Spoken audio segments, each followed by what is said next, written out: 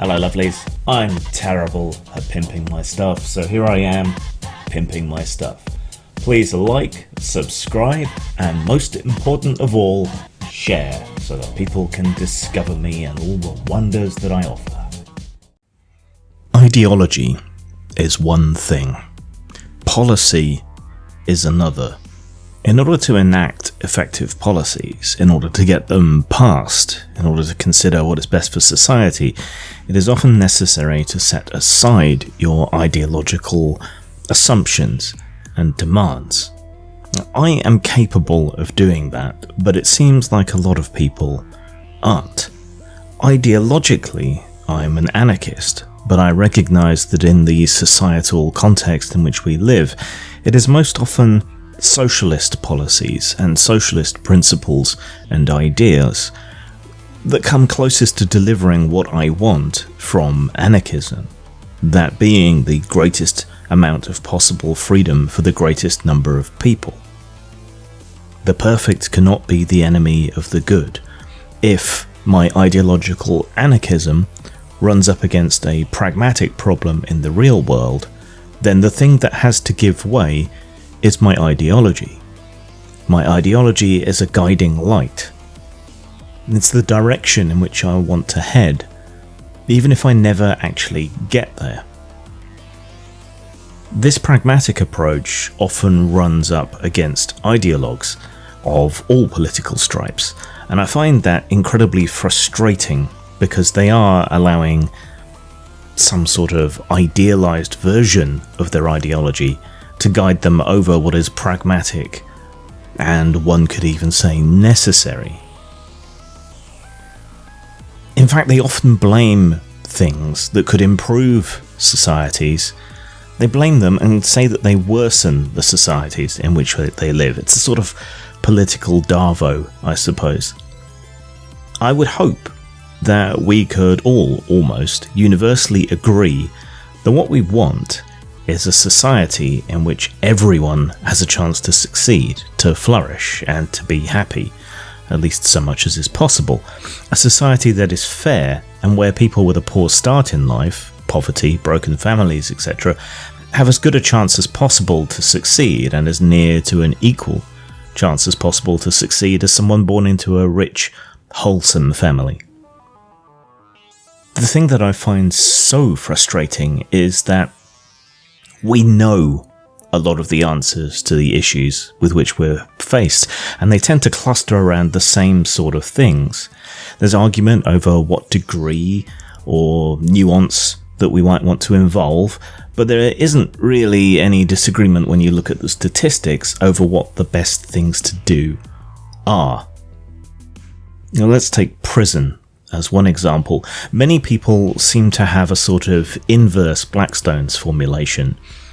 Blackstone was a judge in England who set down the idea that it was more acceptable that 10 criminals should go free than one innocent person be punished.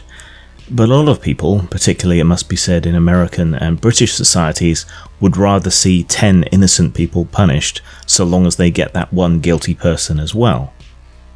It's not really a healthy way to run a society. It's not really a healthy way to run prisons.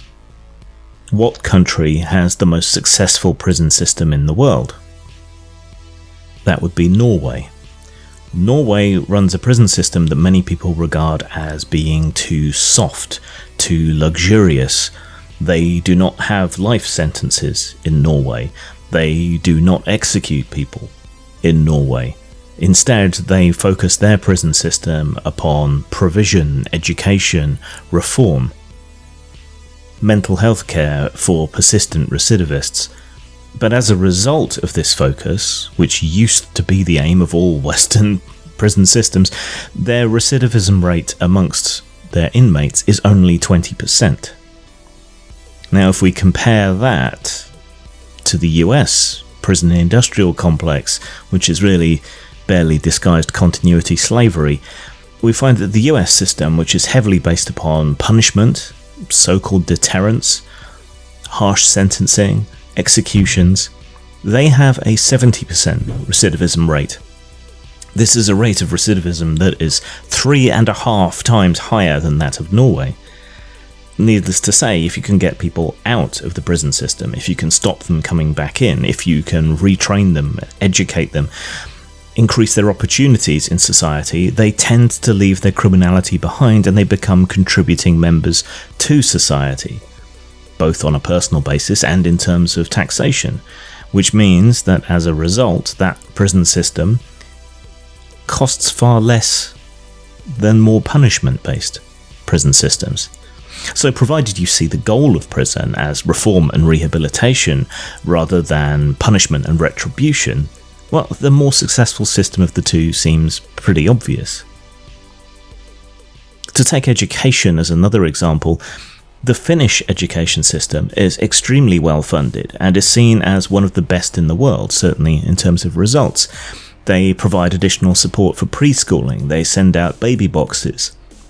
They put an emphasis on nutrition and education at a very early age, which studies repeatedly show sets the tone for the rest of someone's education. They provide free basic education, free vocational or upper education, free university education, and adult education is widely available at all stages of your life.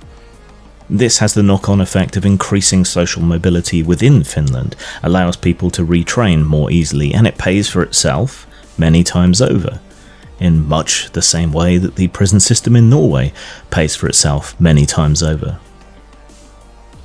This allows Finland to punch well above its weight, with its successes in mobile technology, science, and other aspects well known globally.